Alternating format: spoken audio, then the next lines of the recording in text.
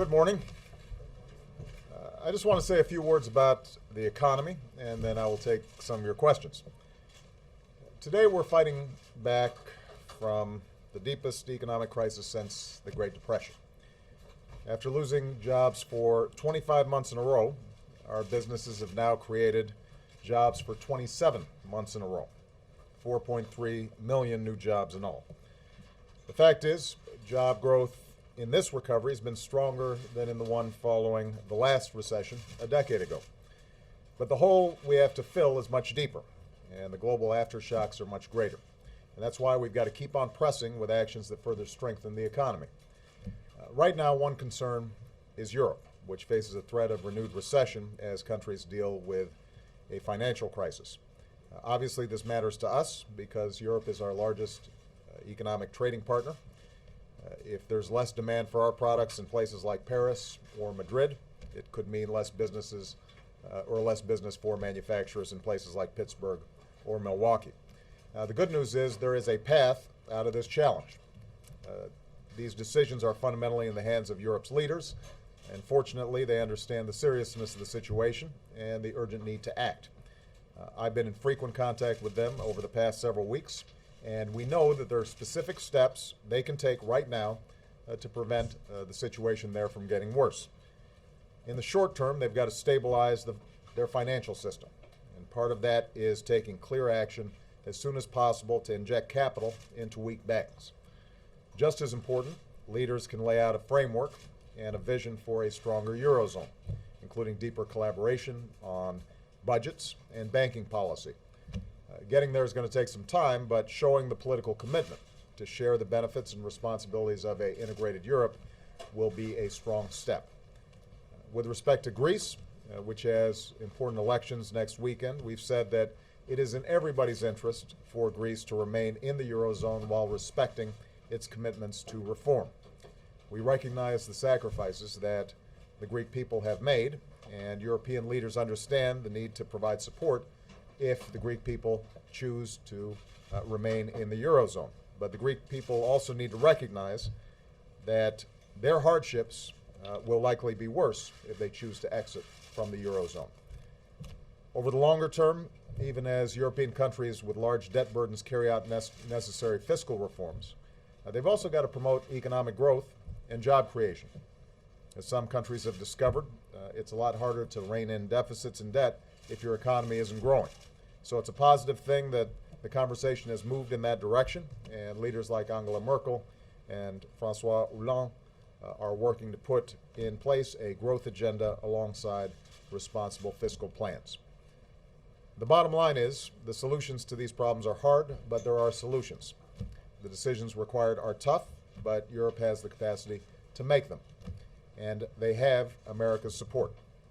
Their success is good for us, and the sooner that they act, and the more decisive and concrete their actions, the sooner people and markets will regain some confidence, and the cheaper the costs of cleanup will be down the road. In the meantime, given the signs of weakness in the world economy, not just in Europe but also some softening in Asia, it's critical that we take the actions we can to strengthen the American economy right now. Last September, I sent Congress a detailed jobs plan full of the kind of bipartisan ideas that would have put more Americans back to work. It had broad support from the American people. It was fully paid for. If Congress had passed it in full, we'd be on track to have 1 million more Americans working this year. The unemployment rate would be lower. Our economy would be stronger. Of course, Congress refused to pass this jobs plan in full. They did act on a few parts of the bill, most significantly the payroll tax cut that's putting more money in every working person's paycheck right now, and I appreciate them taking that action. But they left most of the jobs plan just sitting there. And in light of the headwinds that we're facing right now, I urge them to reconsider, because there are steps we can take right now to put more people back to work. They're not just my ideas. They're not just Democratic ideas. They're ideas that independent, nonpartisan economists believe would make a real difference in our economy. Keep in mind that the private sector has been hiring at a solid pace over the last 27 months. But one of the biggest weaknesses has been state and local governments, which have laid off 450,000 Americans. These are teachers and cops and firefighters. Congress should pass a bill putting them back to work right now, giving help to the states so that those layoffs are not occurring. In addition, since the housing bubble burst, we've got more than 1 million construction workers out of work. There's nothing fiscally responsible about waiting to fix your roof until it caves in. We've got a lot of deferred maintenance in this country. We could be putting a lot of people back to work, rebuilding our roads, our bridges, some of our schools. There's work to be done. There are workers to do it. Let's put them back to work right now. The housing market is stabilizing and beginning to come back in many parts of the country, but there are still millions of responsible homeowners who've done everything right but still struggle to make ends meet. So, as I talked about just a few weeks ago, let's pass a bill that gives them a chance to save an average of $3,000 a year by refinancing their mortgage and taking advantage of these historically low rates. That's something we can do right now. It would make a difference. Instead of just talking a good game about job creators, Congress should give the small business owners that actually create most of the new jobs in America a tax break for hiring more workers. These are ideas that, again, have gotten strong validation from independent, nonpartisan economists. It would make a difference in our economy, and there's no excuse for not passing these ideas. We know they can work. Now, if Congress decides, despite all that, that they aren't going to do anything about this simply because it's an election year, then they should explain to the American people why. There's going to be plenty of time to debate our respective plans for the future. That's a debate I'm eager to have. But right now, people in this town should be focused on doing everything we can to keep our recovery going and keeping our country strong. And that requires some action on the part of Congress. So I would urge them to take another look at some of the ideas that have already been put forward. And with that, I'm going to take a couple of questions, and I'm going to start with Karen Bowen, who is with Reuters, but as we all know, is about to go get a fancy job with the National Journal, and we're very proud of her. So congratulations to you, Karen. You get the first crack at it. Thank you very much, Mr. President. Could you tell the American people what role the United States is playing in the European debt crisis? And also, do you think European leaders have a handle on what's needed to stem the crisis? And finally, you talked about a number of ideas that you've already put forth to shield the American economy. Do you plan to give a speech or lay out additional ideas now that the crisis is really escalating? Well, a couple of things. First of all, the situation in Europe is not simply a debt crisis. You've got some countries like Greece that genuinely have spent more than they're bringing in, and they've got problems. There are other countries that actually were running a surplus and had fairly responsible fiscal policies, but had weaknesses similar to what happened here with respect to their housing market or their real estate markets, and that has weakened their financial system. So there are a bunch of different issues going on in Europe. It's not simply a debt crisis. What is true is that the markets, getting nervous, have started making it much more expensive for them to borrow, and that then gets them on a downward spiral. We have been in constant contact with Europe over the last, European leaders over the last 2 years. And we have consulted with them both at the head of government and head of state level. I frequently speak to the leaders not only at formal settings like the G8, but also on the telephone or via video conference, and our economic teams have gone over there to consult. As I said in my opening remarks, the challenges they face are solvable. Right now, their focus has to be on strengthening their overall banking system, much in the same way that we did back in 2009 and 2010, making a series of decisive actions that give people confidence that the banking system is solid, that capital requirements are being met, that various stresses that may be out there can be absorbed by the system. And I think that European leaders are in discussions about that, and they're moving in the right direction. In addition, they're going to have to look at how do they achieve growth at the same time as they're carrying out structural reforms that may take 2 or 3 or 5 years to fully accomplish. So countries like Spain and Italy, for example, have embarked on some smart structural reforms that everybody thinks are necessary. Everything from tax collection to labor markets to a whole host of different issues. But they've got to have the time and the space for those steps to succeed. And if they are just cutting and cutting and cutting, and their unemployment rate is going up and up and up, and people are pulling back further from spending money because they're feeling a lot of pressure.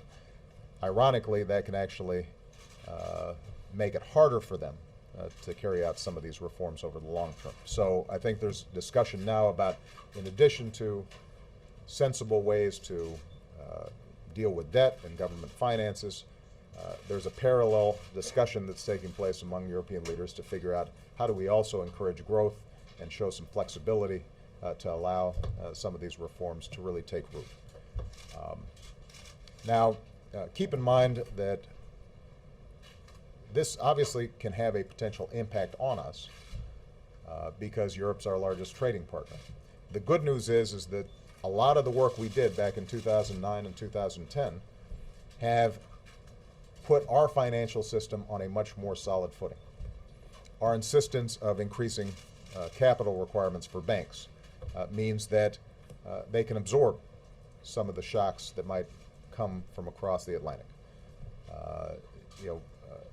Folks in the financial sector have been monitoring this carefully and I think are prepared for a range of contingencies.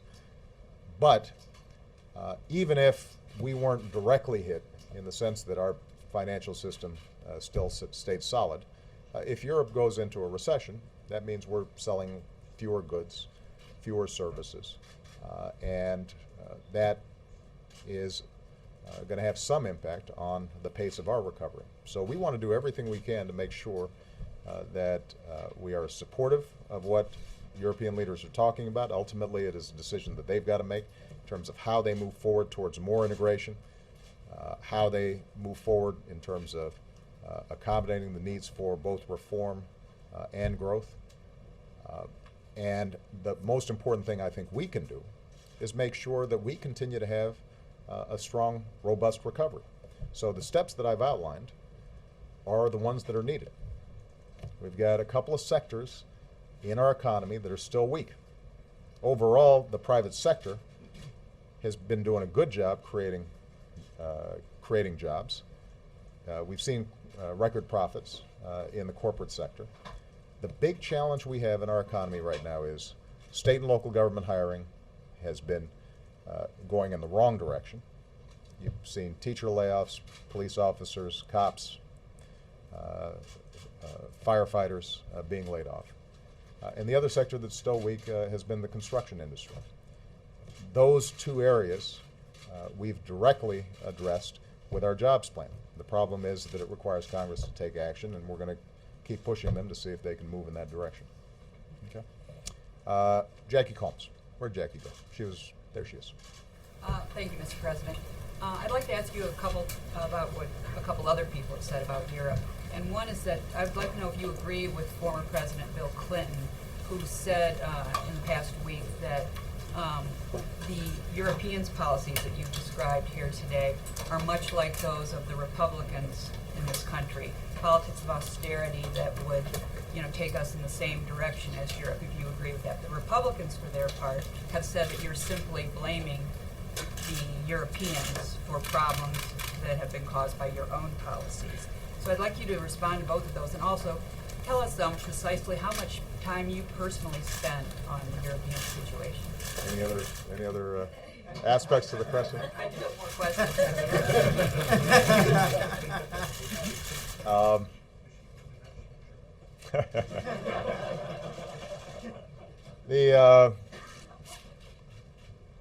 First of all, in terms of the amount of time I spend, I think it's fair to say that over the last 2 years, I'm in consistent discussions with European leadership and consistent discussions with my economic team.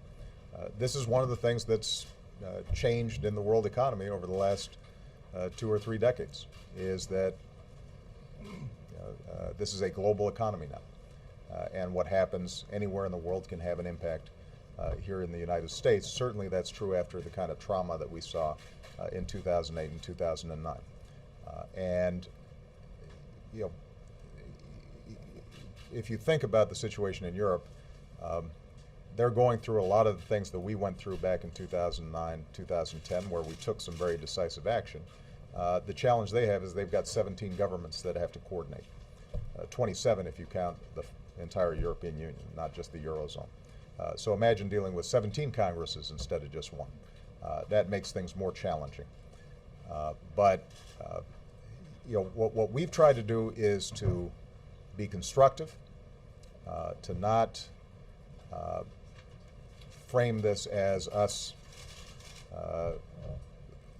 scolding them or telling them what to do, but to give them advice in part based on our experiences here in having stabilized a financial situation effectively. And you know, ultimately, though, they're going to have to make a lot of these decisions, and so what we can do is to prod, advise, suggest, but ultimately they're going to have to make these decisions. Now, in terms of characterizing the situation over there, what is absolutely true, this is true in Europe and it's true here in the United States, is that we've got short-term problems and long-term problems. And the short-term problems are, how do we put people back to work? How do we make the economy grow as rapidly as possible? How do we ensure that the recovery gains momentum? Because if we do those things, not only is it good for the people who find work, not only is it good for families who are able to pay the bills, but it actually is one of the most important things we can do to reduce deficits and debt. It's a lot easier to deal with deficits and debt if you're growing, because you're bringing in more revenue and you're not spending as much because people don't need unemployment insurance as much. They don't need other programs that are providing support to people in need because things are going pretty good. Now, that's true here in the United States, and that's true in Europe. So the problem, I think President Clinton identified, is that if, when an economy is still weak and a recovery is still fragile, that you resort to a strategy of let's cut more, so that you're seeing government layoffs, reductions in government spending, severe cutbacks in major investments that help the economy grow over the long term. If you're doing all those things at the same time as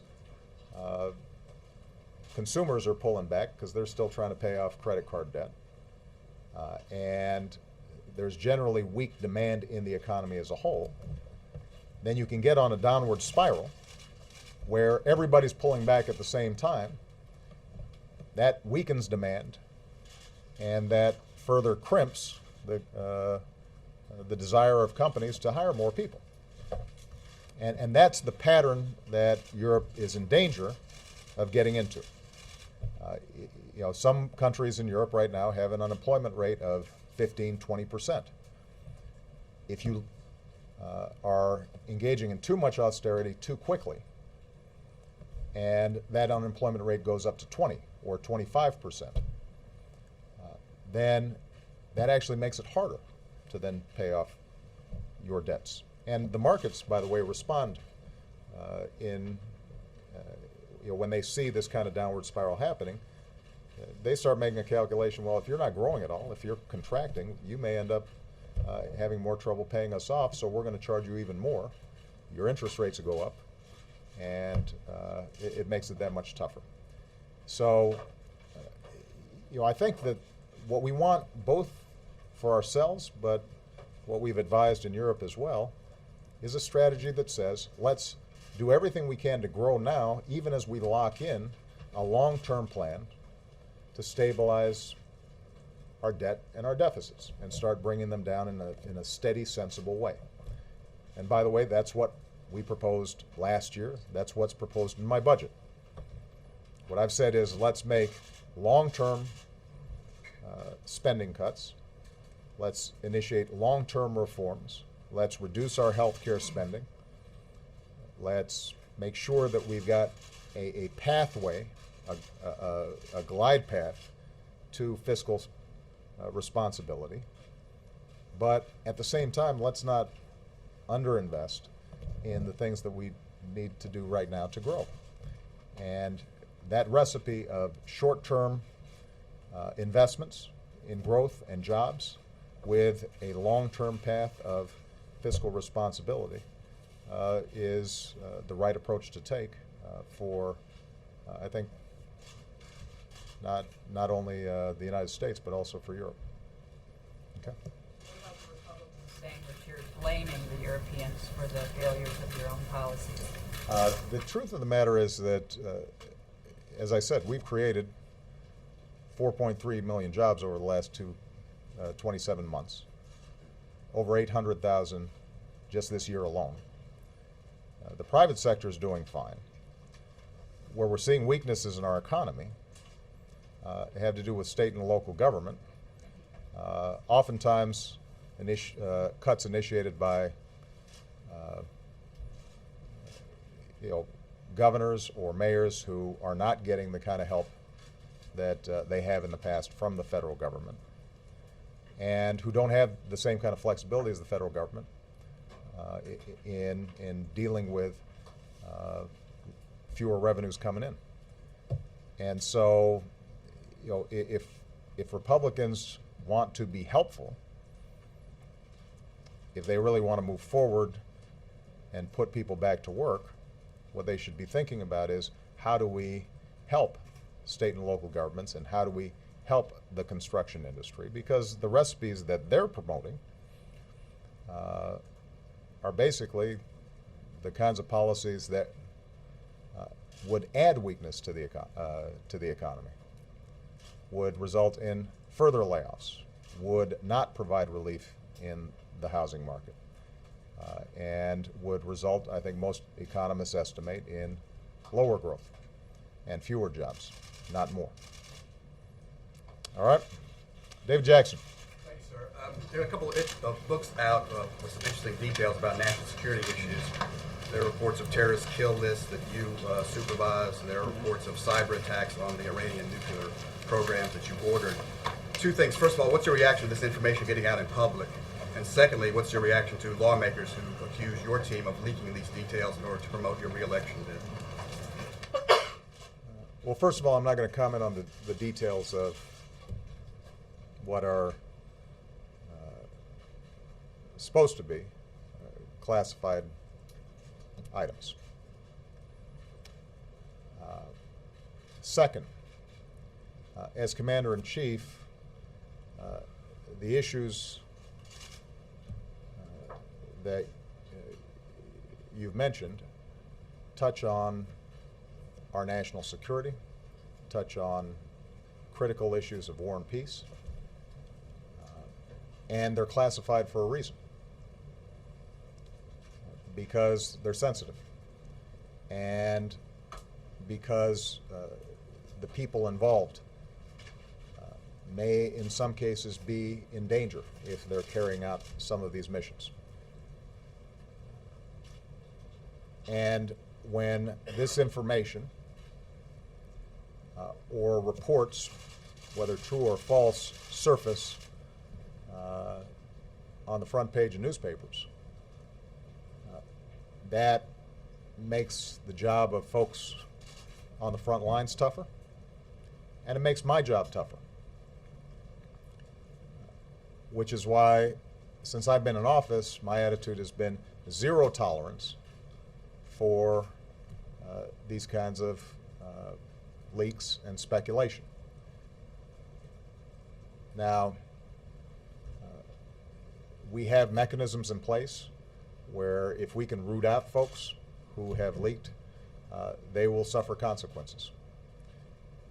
In some cases, it's criminal.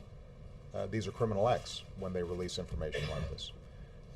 And we will conduct thorough investigations as we have in the past.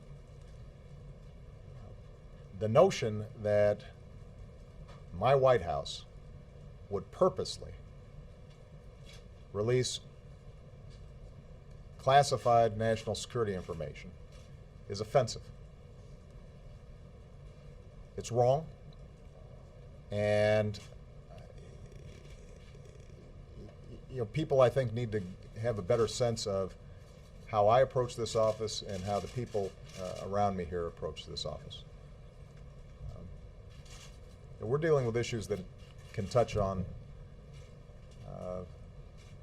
the safety and security of the American people, our families, or our military personnel, or our allies. And so we don't play with that. It is a source of consistent frustration, not just for my administration, but for previous administrations when this stuff happens. And we will continue to let everybody know in government or after they leave government that they have certain obligations that they should carry out. But as I think has been indicated from these articles, whether or not the information they've received is true, the writers of these articles have all stated unequivocally that they didn't come from this White House, and that's not how we operate. Are there leak investigations going on now? Is that what you're saying? Of these stories? What I'm saying is that we consistently, whenever there is classified information that is put out into the public, we try to find out where that came from. All right? Okay? Thank you very much, everybody. Thank you.